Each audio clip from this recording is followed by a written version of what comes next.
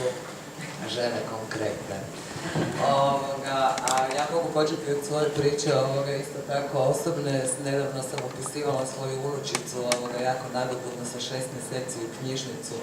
Medveščak, jer ja želim da ona bude intelektualka i da propadne kao što ćemo svi mi propasti. I sad odlučim da ću se i ja upisati svejedno, bez obzira na to što nisam baš dobra za vraćanje knjiga i već sam evo sad dobila opomenu. I onda me žena onako obazrivo pita, slušajte, samo da vas pitam da li ste vi s obzirom na svoju bolest možda otišli u invalidsku mirovinu, pa vam je onda jeftinija upisnina. Ja velim, ne, ja sam onaj drugi program, ja sam s posla na Mirogled, mislim. I to će se vjerojatno dogoditi zbog toga jer isto tako imam 2 sina, jedan nije mislio kao ovaj koji je brižan pa ne misli na brak pa su napravili dijete. Međutim je posljedica tada su se prije mjesec dana morali iseliti iz našega stana jer nemaju njih 2 sina, znači 2 njihove partnerice, zajedno nemaju novac za režije i sad su se preselili baki koja ima 90 godina i sad sam rekla molim vas njegujte jer kad ona umre ćete kampirati u parku, mislim očito jer neće ni te režije moći platiti. Dakle, svi jako vrijedni, jako sposobni, međutim ova država ih ne treba. I znači sada suprug i ja imamo stvarno do Mirogoja raditi, mislim da bismo mogli uopće ih pomoći i da bismo mogli nešto napraviti. A s tim da ja radim u organizaciji koja se bavi ljudskim pravima, ali recimo to nikada nismo potezali da mi nemamo jer mi živimo od projekata, a ne onako bogato kao ljudi misle od nekakvih proračunskih sredstava, nego ako prođe neki najčešće europski projekt jer nas država baš ne voli, naravno u jednom projektu nemate ni otpremnine niti bilo čega, mislim tako da ja kad se odlučim otići u mirovinu neću dobiti ništa, iako po zakonu bi mogla tužiti babe, ali znam da ih ne treba i niko nikada nas nije tužio, zbog toga naprosto sve žene znaju da nema iz kojih sredstava se to isplatiti. Ono što bi ja, jer su i sad de facto gotovo sve rečeno, ja sam samo htjela reći da babe jesu članice ženske fronte, ali je druga kolegica, jer ja radim 5000 drugih stvari stalno prisutna u ženskoj fronti i da je jako dobro jer se dogodilo jedan raspad upravo zbog te jurnjave za projektima, mislim nekoć ta ženska platforma i ženska mreža koja je okupljala sve organizacije pa smo se onda sve počupala i počapala i razišla. Dovela je do toga da smo sada konačno opet zajedno jer smo vidjeli da samo zajedno nešto možemo napraviti. Iako sam se ja sad, jer mi ove godine slavimo 20 godina, lijepo sjetila da smo kod prvog zakona o radu za koji mi tvrdimo da se uopće ne treba mijenjati, da se mogla ova adaptacija dogoditi, ali da je u našoj državi praksa da se mijenja na gore ono što nije trebalo mijenjati, ali da je činjenica da se takva atmosfera stvorena u društvu da su građani i građanke potpuno nezainteresirani, da ne razumiju koje će reperkusije imati ti zakoni koji su njima dosadni na njih, pa smo mi recimo cijelu prošlu godinu urlale na novi obiteljski zakon koji nosi isto katastrofalne posljedice po mnoge, a da reakcije nije bilo i da nas to što ćemo gledati danas velika većina turske serije neće nam pomoći, da taj bijeg i zaborav samo čine situaciju još puno gorom. I razmišljajući o onome što ćemo danas razgovarati, ja se sjetila kako je ženska fronta za 8. mart koji je konačno opet se počeo obilježavati na primjeren način, dakle to nije vrijeme za pijanke, nego je to bio datum koji su žene radnice, dakle još negdje u 19. stoljeću, koncem 19. počelo o njemu govoriti, a početkom 20. stoljeća upravo u zapadnim zemljama digle pobunu, kad se govorilo 8-8-8, znači 8 sati rada, 8 sati odmora, 8 sati sna, za žene nikada nije zaživio, jer one 8 sati odmora nikada u životu nisu imale u svim zemljama svijeta, nego da pače imaju čitavo vrijeme, ako su sretne u našoj zemlji 8 sati rada koji je plaćen, a najčešće potplaćen, imaju 8 sati neplaćenog rada u kući i eventualno nekoliko sati sna. I da bez obzira na to, kada se traži od strane ženske fronte, znači to da je izuzetno važno da se uzme ženska perspektiva, znači da se uzme to u obzir kao što je rečeno sada, ako ćete vi fleksibilizirati radno vrijeme,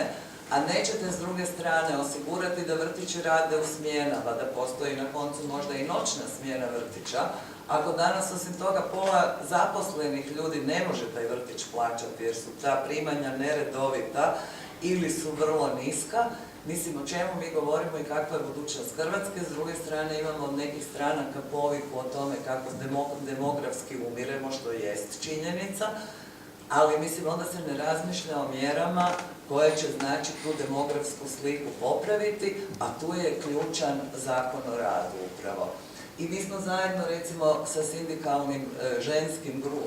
grupama sindikata radile taj prvi Zakon o radu, isto kao što sam se vrlo lijepo sjetila da smo BaBe su prvi nacrt Zakona o ravnopravnosti spolova napravili još 2002. Upravo zajedno Jasna Petrović i Jagoda Militrač-Šmit su bile uz naše pravnice i uz nas sve su ga radile, a onda smo se negdje pogubili. Međutim, kad smo se mi počeli baviti ljudskim pravima i vi uvijek na koncu dođete u siromašnoj zemlji kakva Hrvatska jest, mislim da je sve u tom pravu na rad i u naknadama koje vi za rad dobivate. Ako je žena žrtva nasilja, ona ne može biti iz nasilja ako je ekonomski ovisna i ako ne može uzdržavati ni sebe, ni svoju djecu. Ako vi hoćete ostvariti neko pravo, vi ga ne možete ostvariti u Hrvatskoj jer vi naprosto nemate novac za odvjetnika. Zakon o besplatnoj pravnoj pomoći je napravljen tako da siromašni ljudi pravnu zastupanje adekvatno i kvalitetno ne mogu dobiti. Ali, kažem, s druge strane je vrlo učinkovito napravljeno da ljudi uopće više nemaju volje o tome razmišljati i nemaju volje shvatiti da samo zajedno možemo nešto napraviti i da se u nekim stvarima zbilja, ako se ne digne glas, bit ćemo zgaženi, ali ćemo moći reći da smo opravdano zgaženi, jer smo sjedili, spavali i, kažem, utapali svoju tugu u turskim sapunicama ili u serijama kao što su one Tajne ili kako se zove, koja je meni, neka se ne ljute oni koji je prate redovito, ali meni je stvarno za vrlo... Ja kad ju gledam, ja ne mogu vjerovati da se nešto tako glupo može snimiti i na to se potrošiti novac. Tako da ja ne mogu to gledati, jer čak turske serije da su kraće uvijek su utopljene u život i vrlo često upravo imate i tu žensku problematiku u turskim serijama, nekim kvalitetnim, gdje se vidi žene koje dolaze sa sela, koje donose taj patrijarhalni sustav i onda susret sa Istanbulom u kojem žene ipak žive na drugačiji način i njihova transformacija. S druge strane, mi smo sada počeli proučavati proračun i onda kad bi si ljudi dali truda, pa koliko god niste ekonomisti, kada vidite kako taj proračun izgleda, vi biste vidjeli da u stvari novaca ima u Hrvatskoj, međutim da se on tako rasipa da bi mi svi trebali glasno plakati. Ja sam sad danas samo na brzinu, jer sam imala 17 sastanaka, našla u proračunu, recimo, sad kad smo govorili da je 177 milijuna kuna maknuto, ispalo kao fol zabunom za ove sve zapošljavanja uz posebne mjere. Dakle, imate u proračunu 28,5 milijuna će dobiti, odnosno je dobio savjetnik za privatizaciju Croatia osiguranja. Jedna osoba. 28,5 milijuna. Kad smo radili samo površnu analizu u sva ministarstva, u sve plaće koje oni imaju, u sve agencije koje su osnovane, a ima ih ne znam uopće im broja, vi u svakom ministarstvu ćete vidjeti da je ogromna lova još sačuvana za nekakve savjetnice i savjetnike koji dobivaju desetine milijuna kuna i gdje onda mi uopće ne možemo govoriti da nema nekakve korupcije jer se to uvijek daje poznatima i ne daje se zaposlenim ljudima. I ja stvarno mislim, ako se mi ne probudimo i ako ljudi ne počnu zbilja ozbiljno uzimati život u svoje ruke, da ćemo stvarno jednog dana samo svi poljegati i pozaspati i da nas više uopće neće biti. I kad mi izgleda glupo, koliko energije ulažeš, mislim, dakle ja sada već 14 godina radim za BaBe, a kad mi se čini da se nismo pomakli sa mrtve točke, a uloženo je energije, živaca, rada, svega, I onda još vrlo često dobijete i potpuno nerazumijevanje i potpuno odbacivanje toga što ste napravili. I onda mi imamo činjenicu u sve zakone i sve živo da imamo ovo što sam ja citirana, dakle da imamo žene u parlamentu koje glasaju protiv izvještaja koji kaže da je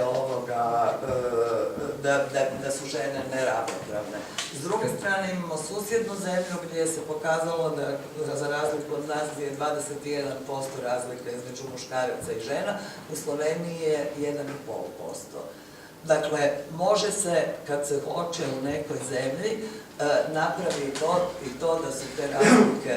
daleko manje, a kažem, dok žene ne budu same počele poštovati sebe i zahtijevati da ih se poštuje, zbog 1000 stvari koje rade, a niko ih ni ne plaća za njih, a još manje dobivaju priznanje.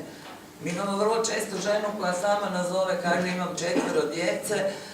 sada ćemo se razvesti, on je našao drugu, čak nema nasilja i onda sad kad se dijelimo on kaže, a ja nisam ništa radila.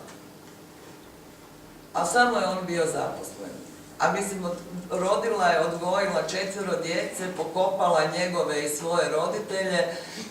prala, glačala, sve živo odradila, ona kaže, ja nisam ništa radila, pa onda imam ja pravo nešto dobiti u tom razvoju. A da ne govorim da s druge strane ono što je jedino trebala svaka vlast u ovoj Hrvatskoj napraviti, a to je reformirati obrazovanje, jer s druge strane ona činjenica koja nas čeka, to je da smo jako često nekonkurentni na tržištu i da mi pogotovo kad radimo, jer jako puno radimo u ovim županijama od posebne državne skrbi, danas je taj naziv, ali još uvijek svijete ih tako zovemo, da vi nemate gdje zaposliti neke ljude, jer oni nemaju ni jednu kvalifikaciju koja se danas i vještinu koja se danas na tržištu rada radi, a na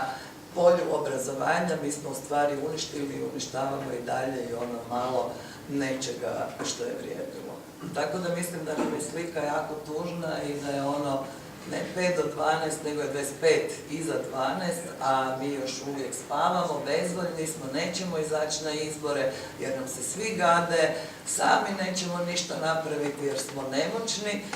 i onda tako naravno nam nikada neće biti ni bolje. Dok ne dođe ono što se događa u nekim zemljama, u Ukrajini, pa vidimo kako je završilo kad ljudi na koncu polude, kad su stvarno gladni, a onda kad potekne krv, onda više nema razuma i onda nema nikakvih pametnih poteza i onda to uvijek završava tragično. I ono što znamo iz povijesti, revolucija na koncu pojede svoju djecu. Evolucija je jedini put, ali evolucija zahtijeva angažman, pamet i duboko promišljanje. Hvala.